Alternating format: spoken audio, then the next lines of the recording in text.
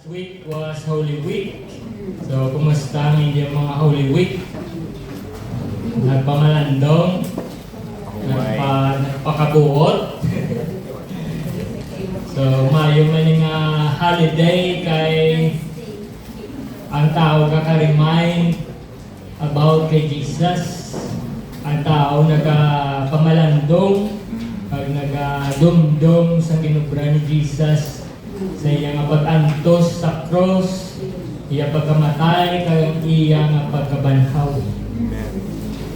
Ginapasalamatan ginaton sa dako sa Dios nga siya nag-antos para sa aton. Kag subong gina-enjoy naton ang pag-o naton nga kabuhi tungod sa iya, tungod kay Jesus. Amen. Amen. Pero tandaan nato no, ang pagiging holy is not only good for 1 week. Sakripisyo ni Jesus, ang pagluwas niya sa aton, hindi lang ni dapat dinadumdum once a year. Dapat everyday pinapangabuhi tayo, and dapat everyday holy kita.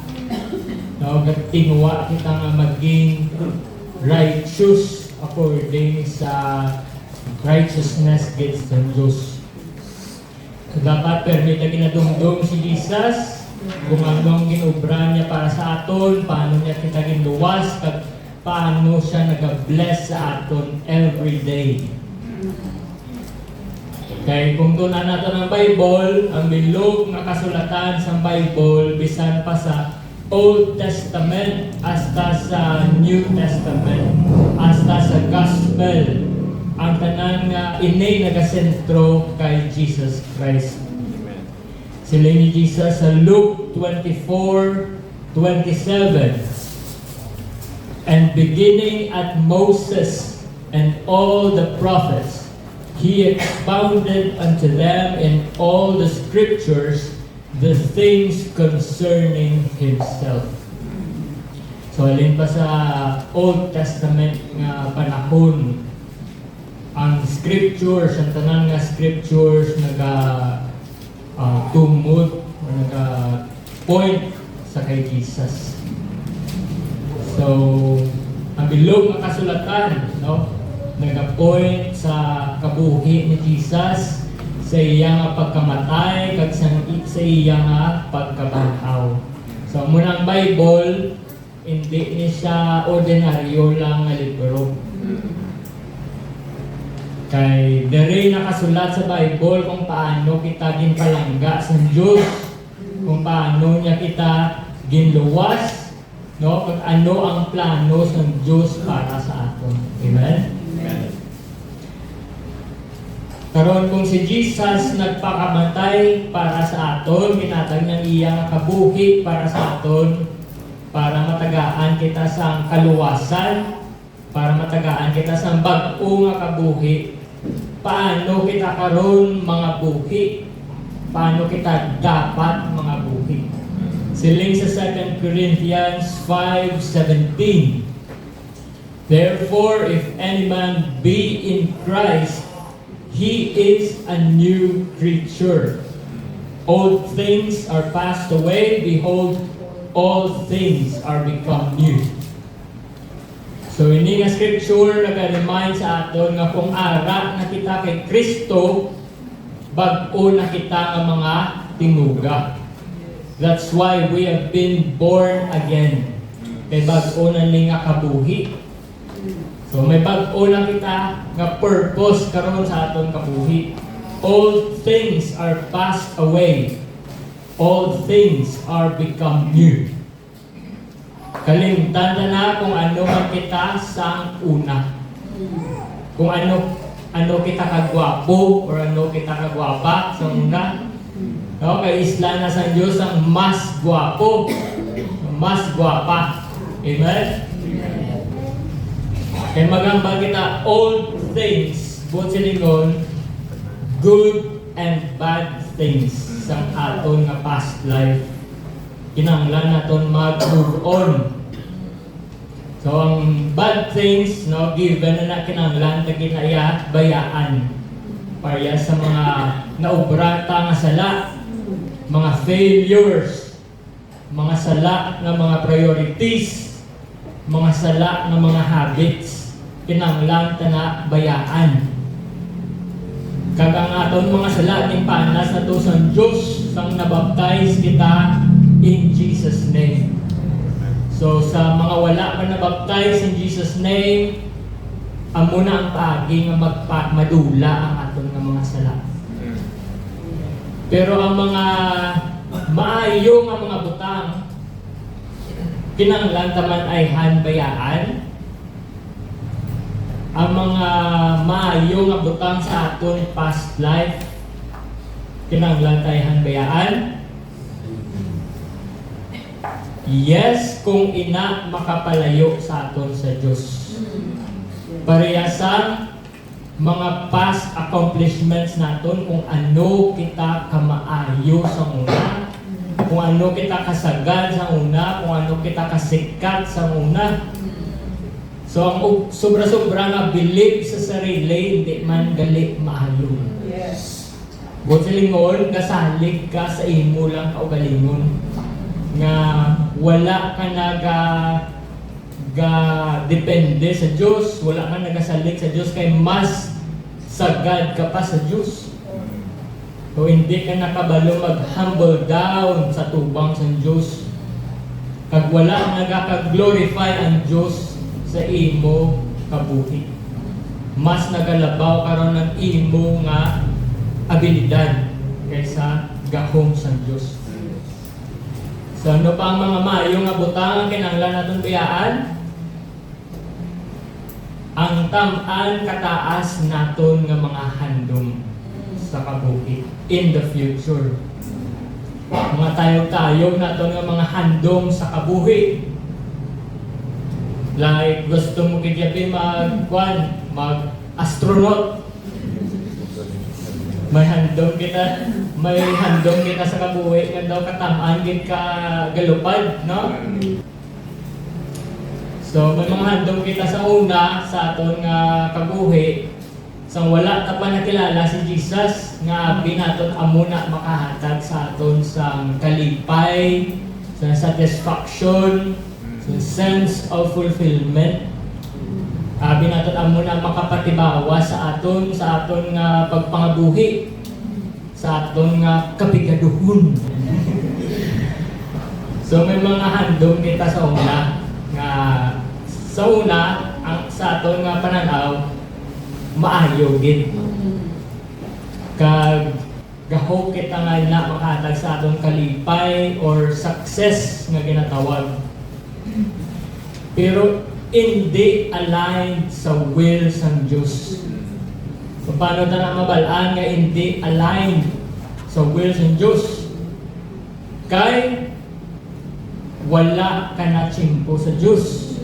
Wala ka nagasimba, wala ka na time magbasa sa Bible, wala ka na time mag-obra sa mga bulwaton para sa Diyos. Hindi ka na kabalo mag-express sa balatsagon mo sa atubang sa Diyos. Naging manhid ka na, naging cold ka na spiritually. So, ang ari nga mensahe hindi lang ni para sa mga tao nga nag-untat, no? Sa pagsimba o wala nagasimba. Para ini sa tanan. Kag mas para ini sa aton nga nagapadayon simba, pero hindi totally committed.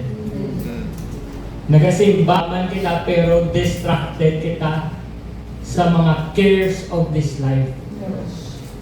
Araman kita permi sa church, pero bugnaw ang aton nga espiritu. Bisan grabe ang presensya sa Diyos, wala kang worship. So that's why subong dapat ang tanan nato nga ginaubra, ang tanan nato nga mga desisyon always na i-consider kung ano ang impact sini sa aton nga spiritual life. Yes. Kung makapamayo bala ini or makapalain, kung makapabakod bala ina sa aton nga tindog sa Dios, sa aton nga relasyon sa Dios o kung hindi. So subong adlaw mo ni nga aton nga istoryahan kung ano bala ang dapat naton nga focus, ang aton nga priorities, kag ang ginagastuhan naton sa aton nga tiyempo. Kay subong nga daan kung napiyaran nyo ang tiyempo, wala siya galakat, no? Galupad ang tiyempo. Tutamaan kadasig sa panahon subong nandun sang San Olang to kuan kita nag year end subong ara na kita kapasulod sa middle of the year. Tunga na sa tuig. Daw sa San Olang to mga kabataan pa kami. Kung daw baby pa ko ng ligat subong kuan na lang baby face. Piyo ba? Hindi kaya ang mga kabatch ko mga tatay nagit go nagit. So thank you Jesus. Hindi sa partner mo na Gora. Hindi ka nakakadala. So thank you Jesus kay hubing pakita na mo, pakita mo obra. So age is just a number. So, ang tiyempo, kadasig, ang pamangkot, may na-accomplish na bala kita sa first quarter sa 2026? Or should I say, may na-accomplish na bala kita para kay Jesus? May nagdugang na bala sa aton nga spiritual growth. Kaya pwede man ang nasako kita sa aton nga pagpangabuhi, no? Pero ang ginasakuan naton puro lang sa aton kaugalingon. Kaya daw insert na lang ang para sa Diyos. Ang pagpangamuyo, ang pagpadalong sa iyang pulong, ang pagsimba, ang pagpang-disciple or ang pag-soul winning, ang pagbulig sa mga ulubrahon sa church. So, thank you Jesus kagapon sa kamingawan, may dugang kami nga puwersa, si Brother Jose. Thank you Lord kay lapit na lang siya maging teacher.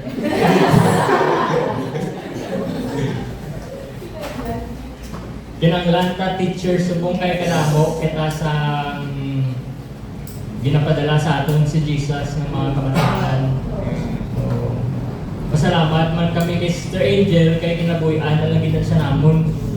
Kag maligma kita ko nga may passion ng iyang obra kaya ang kabataan ka enjoy makita mo kinakalipay sa mga activities sa mga kabataan.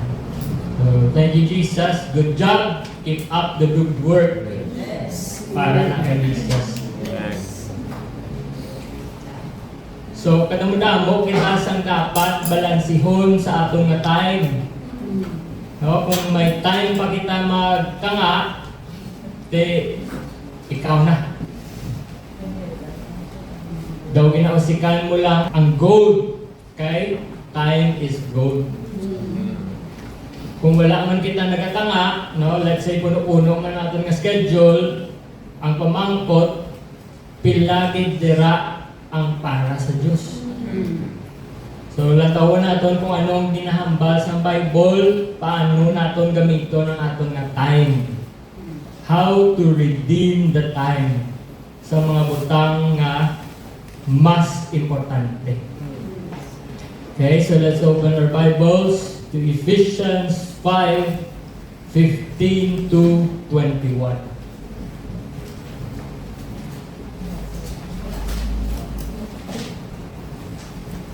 Ephesians 5, verse 15. So, pwede kita tanang katindog as we read the Word of God.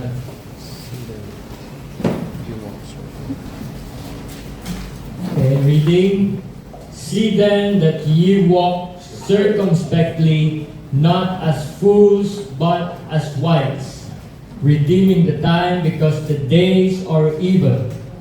Wherefore be ye not unwise, but understanding what the will of the Lord is.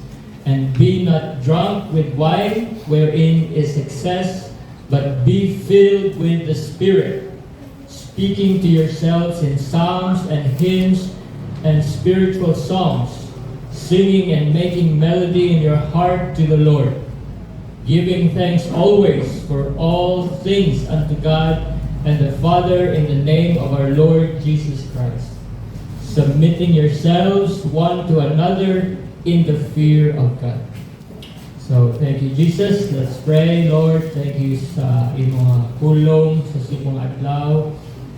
We thank you for all of your blessings, Jesus, and we come to you today para ma-absorb sa mga tutang gusto nimo itudlo sa amon. Open our hearts and minds, Lord. Maintindihan namo ng imong mensahe sa subong adlaw. And we pray for anointing. We pray, Lord, that everyone be blessed sa sining pulong, and may you guide me as I preach your word. And kabay pa nga ining dugang sa mga kusog at magpuli kami sa amon karon mga panimalay nga may bago naman nga kusog mga tubang sa bagong asman. So we thank you, Lord, for everything. We give you all the glory. In Jesus' name we pray. Amen. So thank you, Lord. Please take your seats. So ang title sa ating message is Redeem the Time. Do what matters. So see then that you walk circumspectly, not as fools, but as wise. Magsiling kita circumspectly o silingon, carefully, accurately, and with awareness. So ang aton ko nga pagpanglakaton sa sining nga kabuhi, dapat may paghalong, siguraduhay, may klaro nga direksyon, kag dapat wise kita. Hindi nga daw mga fools or mga ambuang na bahala na si Batman. Come what may, or go with the flow. So dapat mga buhay kita nga intentional. Kaya pagkadto sa langit, ginahungod, hindi ni come what may. Bahala na. Tapos pagka bugtaw mo, ana sa langit, hindi na pwede nga come what may. Kag hindi niya automatic nga pagkapatay sa tao, diretsyon na dayon sa langit nga RIP. Unfortunately, hindi amo na. Kaya kung amo na tani, dapat wala na naging pasulat ang Bible. Kani wala na naging pasulat kay Apostle Paul nga kung mga buhi kita, dapat siguraduho naton. Dapat maghalong kita sa mga actions naton, sa mga decisions naton. Dapat maging wise kita. So sila niya, redeeming the time because the days are evil. So usaron ta kuno ang aton tiyempo, gamiton ta ang aton tiyempo sa kaayuhan, sa mga mapuslanon nga mga butang, sa mga butang nga importante. So kung sa expression ta pa, seize the day. Carpe diem. Seize the day. Himuslan naton ang panahon, ang aton nga adlaw. So magkabal kita, redeem, it means to make the most of. So redeeming the time means making the most out of your time. Ang time nga ginhatag sa aton sa Dios, wala kita kabalo kung hasta san ulang ni. Hindi ni open time nga pare sa computeran, no, nga pwede ka na maglapit na imo time, maka-extend ka, no, or hulugan mo piso, no, Simon. Kaya may arangan sila piso net dito. So kung ang computeran pwede ma-extend ang ato niya kabuhi, kung time mo na din. So our time is very limited. So we have to use it very wisely. Redeem the time. Why? Because the days are evil. So hindi mo silingon nga every day is a bad day. No, magambal kita, the days are evil, buod silingon, nagapangabuhi kita sa time nga tam-an na lang gid kahapos magpakasala. Nga daw wala nagapinsar ang tao nga may Diyos pa. No? May Diyos nga kalantaw pag gusto na lang ang obra sa tao magpakasala. Kag bisan ano mo pa kamaayo, katingwa nga maging maayo nga tao, ang kalibutan na puno sang temptasyon, distractions, bad influences. Dugangan pa sa mga influencers kuno sa social media nga naga-normalize ang hindi amo. So that mga kabataan, no, pati tigulang halong kita sa mga ginalantaw naton. Kay kung ano ginapasulod naton sa aton nga pinsar, garbage in, garbage out. So kung basura imo na gina-consume sa social media, basura man ang magwa. Kag halong kita sa mga gina-likes naton, ha? Kay wala kita kabalo, kita una sa mga friends naton. Okay? Kung kisa masala ka na, i-unlike ko lang. Ari protection is sa aton, no, bilang church, kag bilang kita mga ambassadors kita ni Christ, mabal sila, uy, ito ambassador man ni si sister, tapos ano naging like niya? Hindi man niya mo. So halong kita. Kag ang mga priorities naton nga nagapapalayo sa aton sa Dios. Magsili kita evil days, wala ni siya nagapabalo or gapakilala nga evil siya. O, kabalo ka naman sang yawa, subtle. Hindi mo na yung mabalaan nga iyan at yung sang yawa. Pero, i-distract niya ka. Kwaon niyang imo nga chimpo, gusto niya imo chimpo, imo atensyon, imo balatsagon sa Diyos. Amo na nga ba ni Apostle Paul to walk circumspectly. Kinahanglan maging alerto kita, maging aware kita sa mga ginaobra naton, kag sa mga nagakatabo sa kabuhi ta. Maging careful kita. I-prioritize ta ang iya sa Diyos. Bayaan ta ang mga butang nga hindi productive, no? Kagbantayan dagit ang ginagastuhan naton sa aton simpo. Mag-focus kita sa mga butang nga importante, hindi sa mga butang nga wala sa eternal value. Kaya kung hindi kita ang mag-control sa aton kabuhi, kung hindi kita ang mag-control sa aton nga time, kita ang kontrolon sa kalibutan or sa mga influences nga ara sa kalibutan.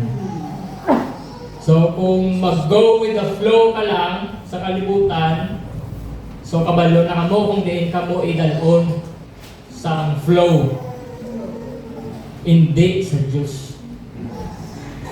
So we need to be intentional every day, especially sa paggamit natin sa aton nga time. Kaya ang time, once lang maglabay. Hindi na magbalik ang time once naglabay na. So it's gone forever. So paano tayo usaro ng atong nga time? Una gid is time management. Ari do tayo lang na teaching about time management. Number 1, write down your to-dos. Ari nagamit ko gini. Kung diin man ako subong dako gini ang bulig sa pagsulat. Hindi man necessarily sa papel, no? Kaya hindi man all the time may papel ka ballpen kita. Discuss sa notepad sa inyong mga cellphone, kaya ang cellphone ninyo, kabalo ko nga hindi na magbulag sa inyong mga bulsa. Okay? So, aragi na Dr. May, pwede ka mo kasulat, every time may madumduman ka mo nga ulobraon, isulat. List your daily tasks at school, at home, at church, kag mga spiritual duties natin. Kaya kung nagasulat kita, maging organized ang aton nga pinsar, no? Ma-track naton ang aton ang progress naton kung ano nang natapos naton kag mga ulobraon tapat. Kag maiwasan naton ang mag-usik sang tiyempo. Magkadamo-damo sa imulog rahon, wala ka na may nasuguran, kaya naglingi na ulo mo kung ano na to man. No? So, listaha ang imulog rahon. Next, prioritize what truly matters. So, i-rank mo na sila kung ano ang pinaka-importante, ano ang unahon mo. Kagano dapat ang unahon natin now? Spiritual priorities must come first. Ano ang sa Matthew 6:33? Seek ye first the kingdom of God, His righteousness, and all these things shall be added unto you. And next, tatlo lang no? May third, plan and execute. Plan your daily and weekly schedule and execute intentionally. So, mayroon kung ginasulati mo kay mafokusan mo ang isa ka task with excellence, mahatag mo ang imo pinaka the best dira. Kay kabalo ka nga may enough time ka. Kay gin-budget mo na, na-plaster mo na, or gin-organize mo na ang imo time. So kung ubrahon tani ang time management, mas maging mapuslanon kita sa obra sa Diyos. Mas maging productive, mas maging successful kita, at mas maging effective kita mga Kristiyano. Kagang aton nga kabuhi makahatag glory and honor kay Jesus. Amen? Amen. Now sa parable sang 10 virgins, kinistorya ni Jesus nga may pulo ka mga babae nga nagahulat sa bridegroom para makaupod sa wedding celebration. So sa Jewish tradition, gabi siya kinahibat ang wedding feast or ang celebration. That's why kinanglan nila magdala sang lampara and oil para makaupod sila sa procession pakadto sa handaan sang kasal. So sa istorya ni Jesus about sa 10 virgins, may 5 ka wise kag 5 ka foolish. So 5 ka wise na babae nagdala sang extra oil para sa ila mga lampara. Ang 5 naman niya ka mga foolish, wala sila nag-preparar. No? Wala nila gingamit ang ilang utok. Or nag-preparar man sila pero hindi enough. So 5 ka wise nga babae, masilay natin nga may ara sila sa ginatawag nga anticipation. Pinapinsan nila layo pa kung ano ang mga posibilidad samtang nagahulat sila sa bridegroom. So, gipinsan na nila nga ay daw kadasing maubos ang oil, no? So, base hindi ni makalabot, kilala ni ka oras siguro ang iyang kabuhi, kinanglan natin magdala sa extra oil para hindi mapatsan. So, di ba sa atong balay, kung may brown out, kabudlay mag-gawit, kabudlay mag-iyo, no? Kung dulong, so yung mabalayan nyo mata, no? Kaya di ba dulong? Hindi ka mo kita, kay piyong inyo mata. So, muna akong brown out, wala ka sa may makita, kabudlay sa pagsinalayo. Kabaluman kita nga ang brown out sa aton nga lugar katabo yan, no? From time to time. So, dapat ginapreparahan ta gina. Nga wala pang brown out, nagpreparar ka na sa mga flashlight, sa mga push-pro, or sa mga emergency lights, or sa mga kinki. May mga kinki pa mo? Wala na. Ano na sa buong? Solar lights, okay. Sorry. So, kuya, sa balay ng damo ko power banks. Kapag may solar lights man ko, hindi man nasa flex, no, kay Baraton, wala na mga solar lights sa shopping. No? So, kung wala pa mo solar lights, baka lang ka mo daan solar lights. Click on the link below. So, kinanglan natin magpreparar para kung mag-brown out, no, tuloy ang imo nga buhay. Wala ka sa problema. So, wala tayo kaulat na mag-brown out pa na until ka magpreparar. No, nga, ay, nak, sapong ka sa imo anak, poster. Nak, tinakpan na post-pro. Hindi ko kita, hindi kayo brown out, gani. So dapat, wala pang brown out, kabalo ka na kung diin mo na sila ng pambutang. Yes. So, samtang nagaulat kita sa aton nga bridegroom, nagaulat kita sa pag-abot ni Jesus, kinahanglan tagit magpreparar, no? Wala pa si Jesus. Hindi pwede nga nag-abot na si Jesus, amo pa na ang pag-preparar naton pariyo sa 5 ka foolish nga babae. So, sa tungang gabi, isang lapit na ang bridegroom, since lapit na mag-abot ang bridegroom, may nagsinggit nga, pakadto na da ang bridegroom, ara na, lapit na. So, dito lang nakarealize ang 5 ka-foolish nga babae nga, hindi, galit sila ready. Kag nag-try sila pangayo sa 5 ka-wise, nga may mga extra nga oil, pero wala sila gintagaan. So, ang balan sila nga sorry, no? Kanya-kanya ni mga sis. Work out your own salvation. Kag kung isa akong mga ayo, kabala sa mga nagpreparar, daw sila pa yung lain matasan, no? Oh, grabe, mapatay kami di gali karon niya, hindi mo kami pagpuligan. So, ang muna, ang work out your own.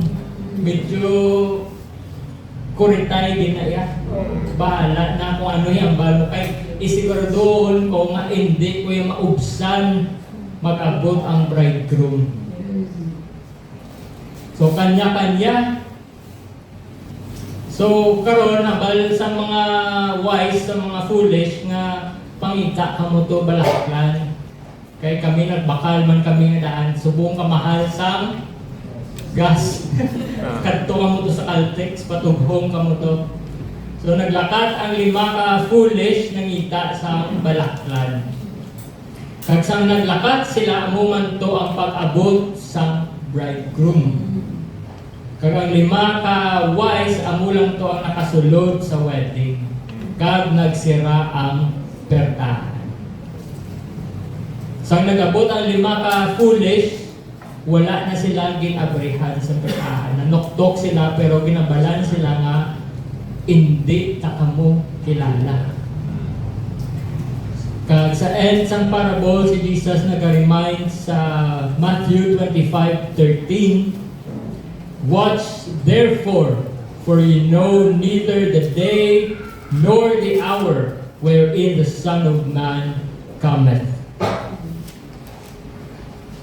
So wala kita kabalo kung saan ugid maabot si Jesus. But we know that it will happen very soon.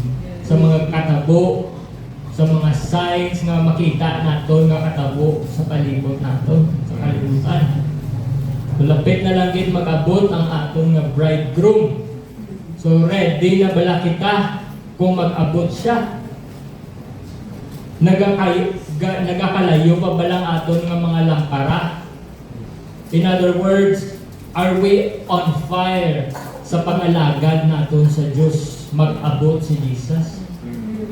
Or bala permi lang kita ginasindutan kay wala permi ka lang kakapatyan sa kalayo? Permi ka lang kinahanglan i-encourage, permi ka lang kinahanglan i-remind na magsimba kita, padayon kita alagad sa Diyos, kalapit na lang si Jesus magbalik.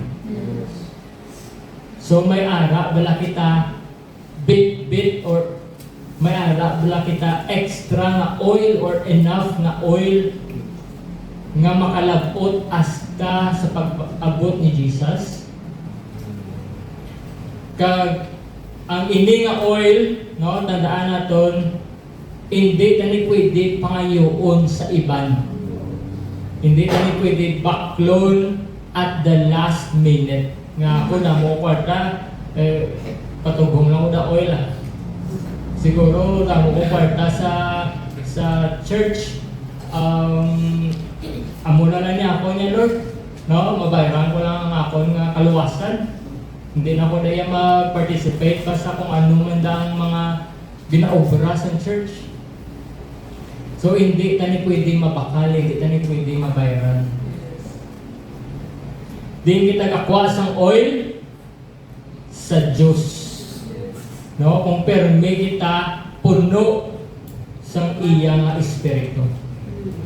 Ambal ni Sister Dea na mangkot ang bata niya, kung makita niya kung ano si Jesus, magsimba sila. Magkadto mo rin simbahan, hindi nyo lang siya makita, mabato nyo din si Jesus. Ma-receive ninyo ang Espiritu ni Jesus. Kaya muna ang pabugtaw sa inyo, pilakadlaw, magabot si Jesus, na mag-transform sa inyo nga lawas nga makakadto ko sa langit. So, dapat permi kita puno sa iyang Espiritu. So, sila sa kinbasa natin sa Ephesians 5:18. "And be not drunk with wine, wherein is excess, but be filled with the Spirit." So, hindi kita kuno magpahubog. No? Mga palahubog will say amen. Very good. But be filled with the Spirit.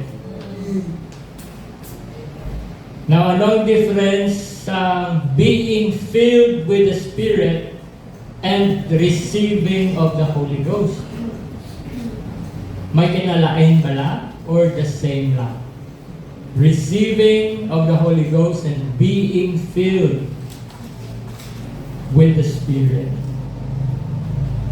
So, tandaan natin, si Paul nag-istorya sa mga believers, sa mga tao nga naka-receive na sa Holy Ghost. Pero, ginhabalan sila ni Paul nga hindi ka mo magpahubog, but be filled with the Spirit. Naka-receive na sila sa Holy Ghost, pero kinanglan po nila to be filled with the Spirit. Kaya ang receiving of the Holy Ghost natabo lang na sa una taging nga pag-obey sa gospel. Kag sa una nga beses nga nag-speak in other tongues kita, or ang born again experience. Pero wala kita nag-untat sa pag-obey lang sa gospel, kay panugod lang ina.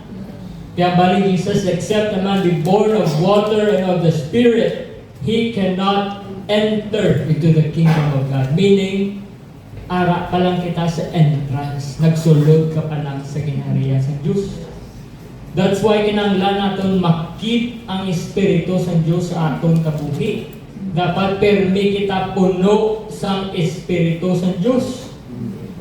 Meaning, it is an ongoing experience. So, paano na naobrahon na permi kita puno sa Espiritu sa Diyos? Kadto kita permi sa simbahan. Mag-worship, magpasalamat permi sa iya, mamati sa iya kapulong, kag magsunod sa iya nga instruction. Mag-submit kita sa iban nga mga utod naton, hindi lang sa pastor. Kaya kung basahon naton, ang sugpon sa Ephesians 5:18, after niya ba nga, be filled with the Spirit, ginamba nila kung ano ang dapat obrahon. Paano kita mapunaan permi sa Espiritu sa Diyos. Sa 19, speaking to yourselves in psalms and hymns and spiritual songs, singing and making melody in your heart to the Lord, giving thanks always for all things unto God and the Father in the name of our Lord Jesus Christ, submitting yourselves one to another in the fear of God. So, diri sa simbahan, diri kita pwede kapahulong sa presensya sa Diyos. No, diri kita pwede ka refill sa aton nga oil. Amen? Kag kinahanglan puno kita permi sang oil. Kinahanglan puno kita permi sang presensya sa Diyos.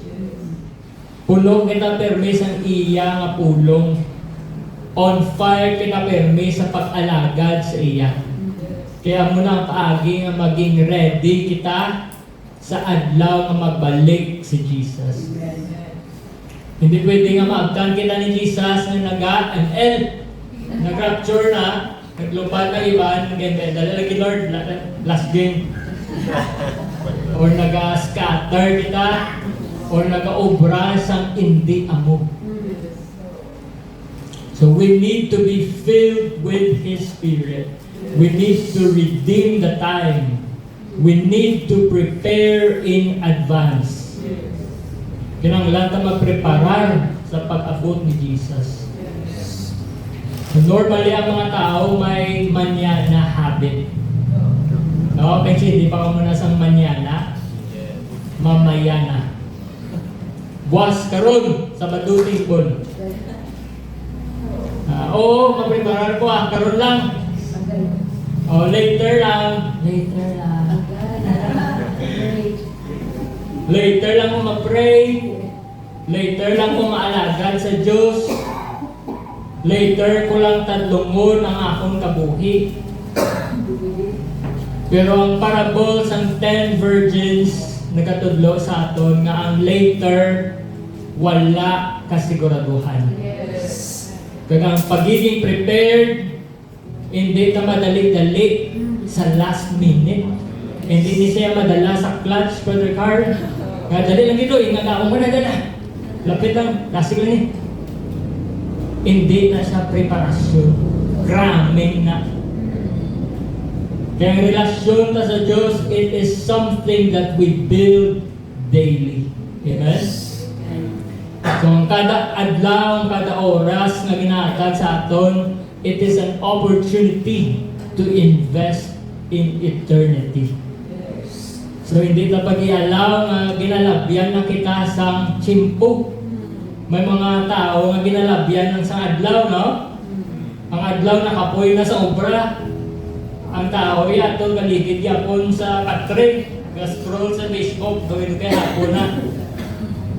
Mahaw pa lang siya. Breakfast kay adlaw na magwa sa kwarto. So, hindi na pagpasugtan na nagalabay ng oras nga wala ka napuslan.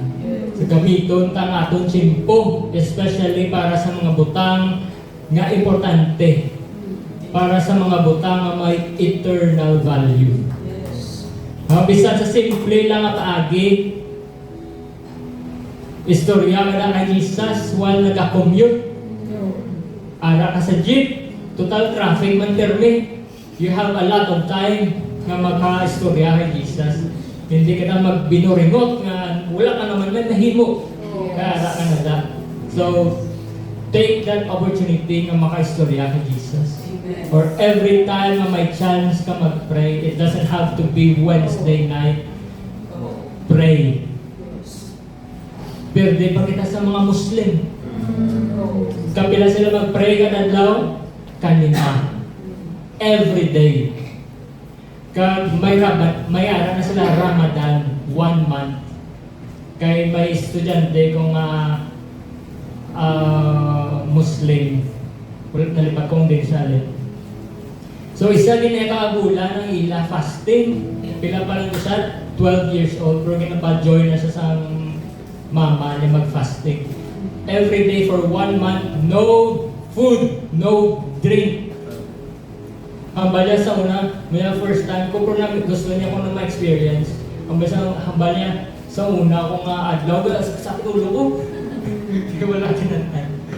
Pero, makakaon sila before magbuwa ang adlaw, kung makakaon sila liwat kung nakatunod ng adlaw. Amo ng time nila mag-kaon. Pero the whole day, wala pagkaon. Biskan tubig. So, amo nang ilang fasting. So, imagine nato sila maubra na ganin nila. No? Kita nga nag-claim, kita nga nakakilala, kita sa tutuon nga Diyos. Ano ang ginahimo naton para sa aton nga spiritual life? Anong ginahimo naton para sa Diyos? So mas maayo kung agdugangan naton ang aton effort para sa Diyos. No? So bisan sa simple lang ang paagi, i-redeem naton ang time. Pamati kada worship songs or preaching while may ginahulat ka or basa kada Bible, pila ka verses kada gabi or kung mahimo isa ka chapter or imbes na mag-chismis ka dira, mag-outreach ka, no? Mag-soul winning ka, mag-invite ka bisita sa church, o mang-chat da, imbes nga, oy may kwan mo din, may masagaw, may mamalita. Pang-chat ka da sa mga kilala mo sa Facebook, kung wala ka singkong mamangguwa, git, house to house, no? Nagsubong kinanglan natin more teachers sa church para sa mga kabataan. So, maninuhat na mag-improve paano kita makabalo mag-handle sa Bible study. No, para kay Sister Angel, grabe yung improvement niya. Ari, wala niya brate ka. Kaya ako ga-appreciate din ko sa mga tao na makita ko wala ng paninuha.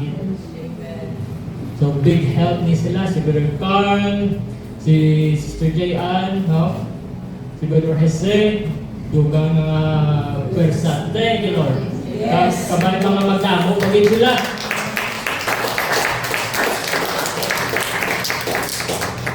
So, sa mga simple nga mga butang, pwede tagid ma-redeem ang aton nga time. Simple lang na pero wala sa simple o gamay, no? Nga binuhatan para sa Diyos. Ang tanan nga ginobrata para sa iya, importante kag may pulos. Siling sa 1 Corinthians 15:58, therefore, my beloved brethren, be ye steadfast, unmovable, always abounding in the work of the Lord. For as much as you know that your labor is not in vain in the Lord. Abounding in the work of the Lord. Dapat permitin na puno sa obra sa Diyos, sa buluhaton para sa Diyos. So, it's a wake-up call sa aton kung diin tabala mas ginakapoy.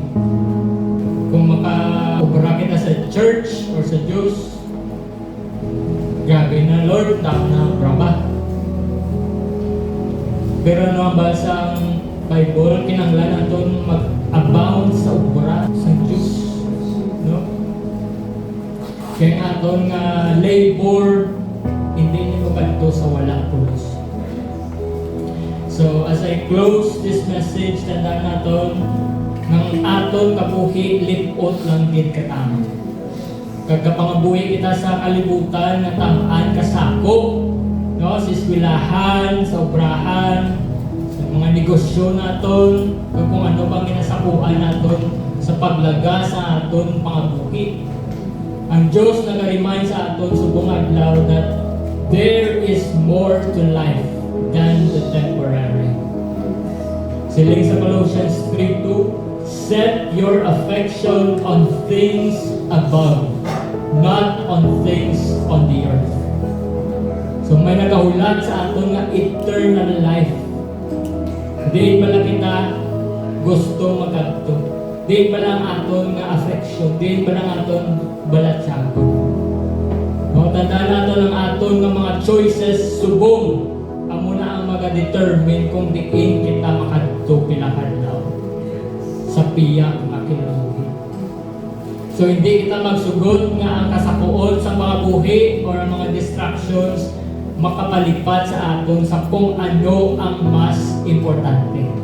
No, ang mga butang nga langit nun, ang mga butang nga iya sa Diyos, kag ang iya nga buluhaton. Amen? So let's redeem the time and do what matters. Praise the Lord. We say thank you, Jesus. God bless everyone.